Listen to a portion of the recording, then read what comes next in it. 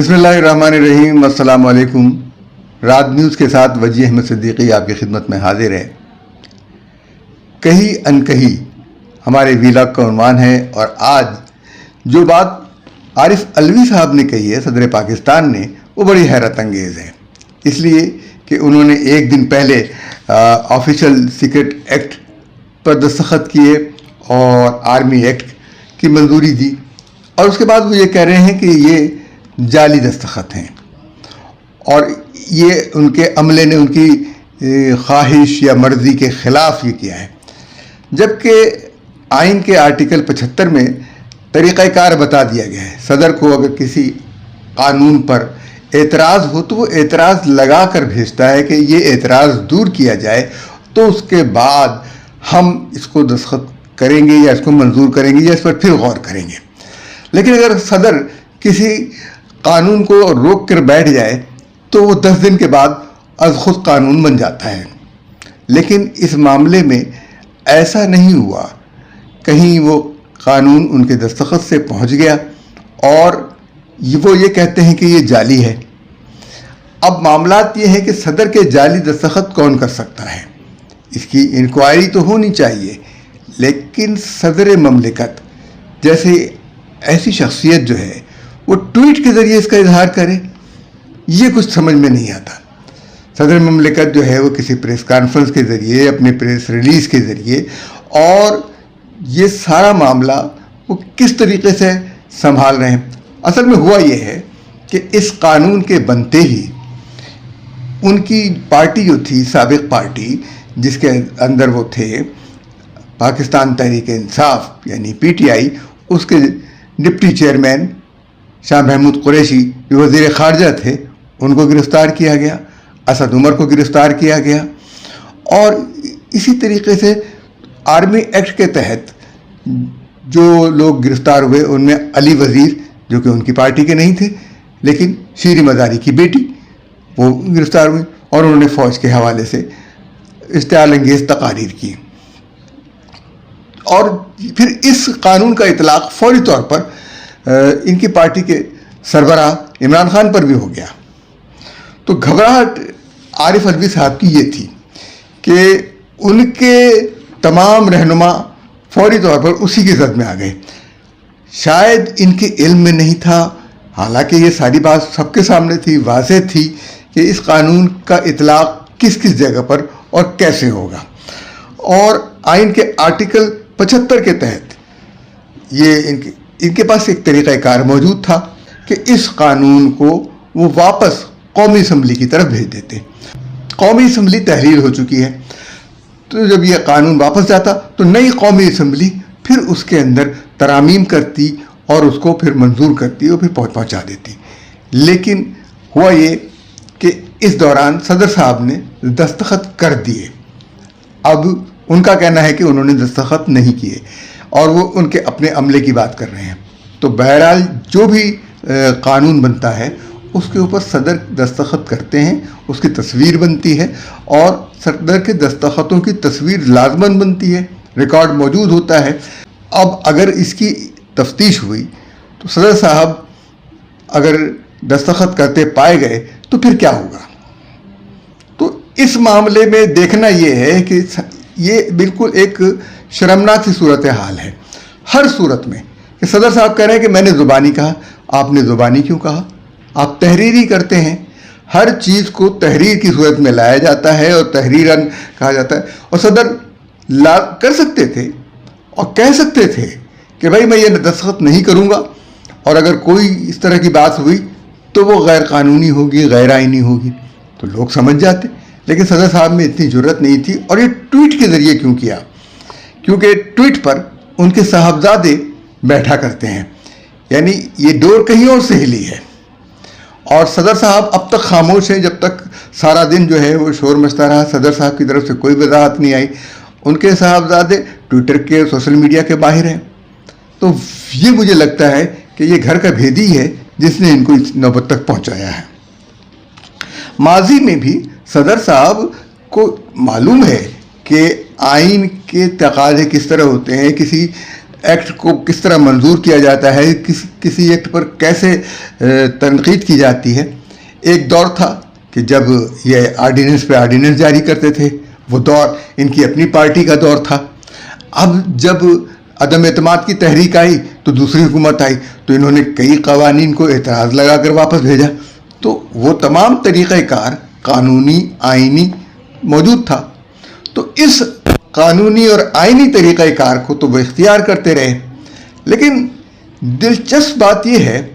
کہ صدر صاحب کس طریقے سے اس معاملے میں اپنے آپ کو بچانا چاہ رہے ہیں، وہ کس کی نظر میں سرخرو ہونا چاہتے ہیں، اور کون یا پھر کون ان کے پیچھے پڑ گیا ہے۔ ظاہر ہے ان کے صاحبزادے ہیں جو یہ سب کام کرتے رہے ہیں، تو صدر صاحب کے صاحبزادے ان کو لے ڈوبیں گے۔ اب چند دن رہ گئے ہیں عزت کے ساتھ رخصتی کے، لیکن شاید عزت کے ساتھ رخصتی معلوم ہوتا ہے کہ قسمت میں نہیں ہے۔ اب اس معاملے میں انہوں نے اللہ تعالیٰ کو گواہ بنایا ہے، تو بھی یہ بڑا خطرناک معاملہ ہے کہ اللہ تعالیٰ کو آپ نے گواہ تو بنا لیا،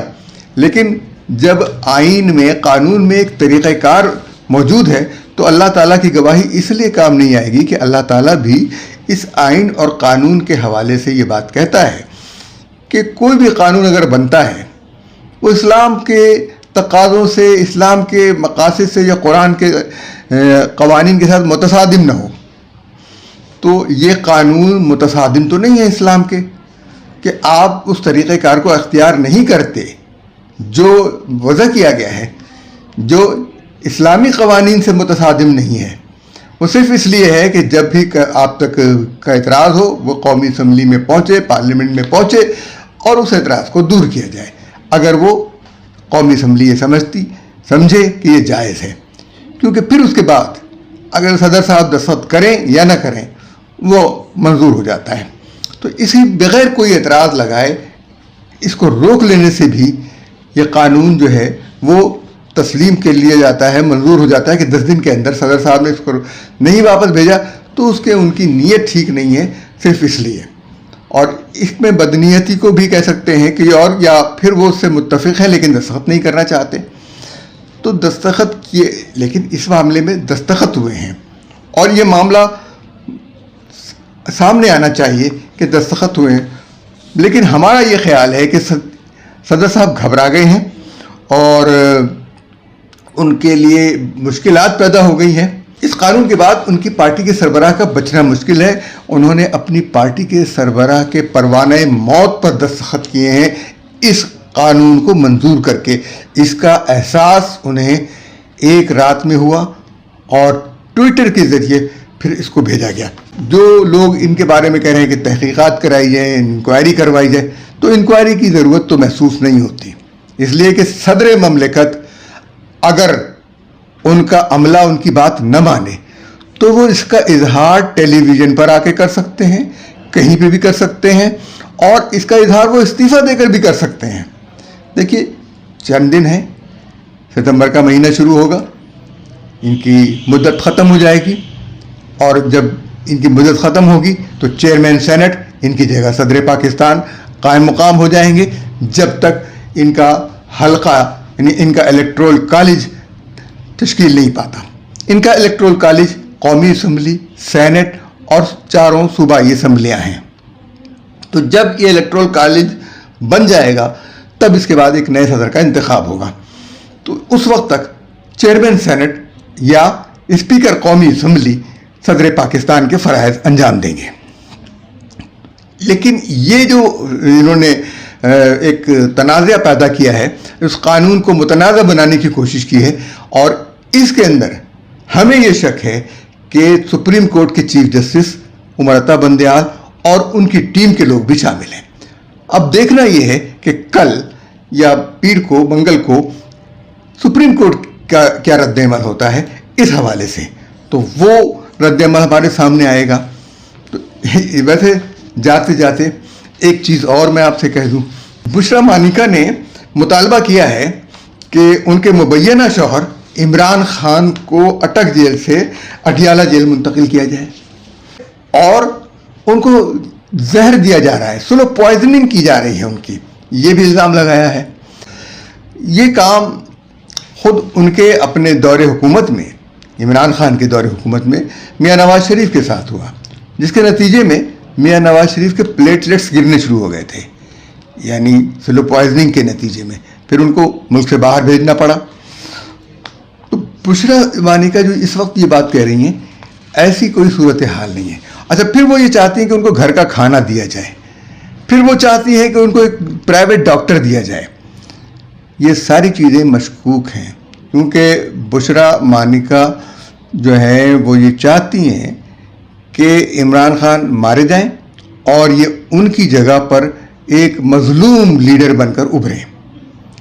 عمران خان کی بیوہ بن کر یہ پھر سیاست کریں۔ ان کو ملک کی سیاست کے اندر مداخلت کا بہت شوق ہے اور یہ شوق اپنا پورا کر چکی ہیں۔ حالانکہ اس سے پہلے عمران خان نے الزام لگایا تھا ریحام خان پر کہ وہ ان کی سیاست میں مداخلت کر رہی ہیں۔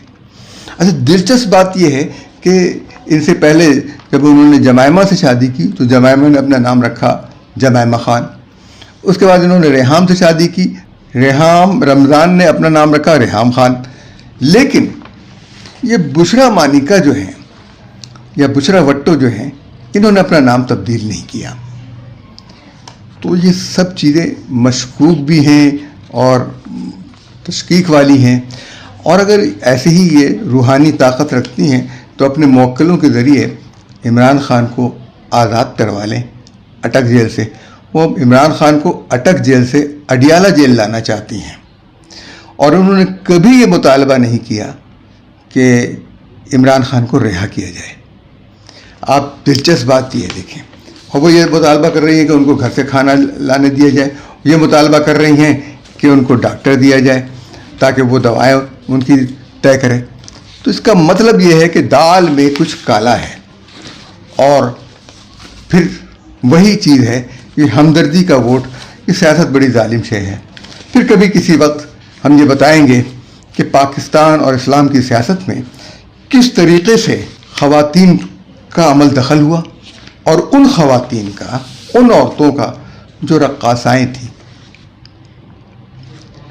اپنے ولاگ کو ہم سروش کاشمیری کے اس شعر پر ختم کرتے ہیں کہ میرے وطن کی سیاست کا حال مت پوچھو، گھری ہوئی ہے طوائف تماش بینوں میں۔ ہمارے چینل کو آپ سبسکرائب کیجئے، لائک کیجئے، شیئر کیجئے، اور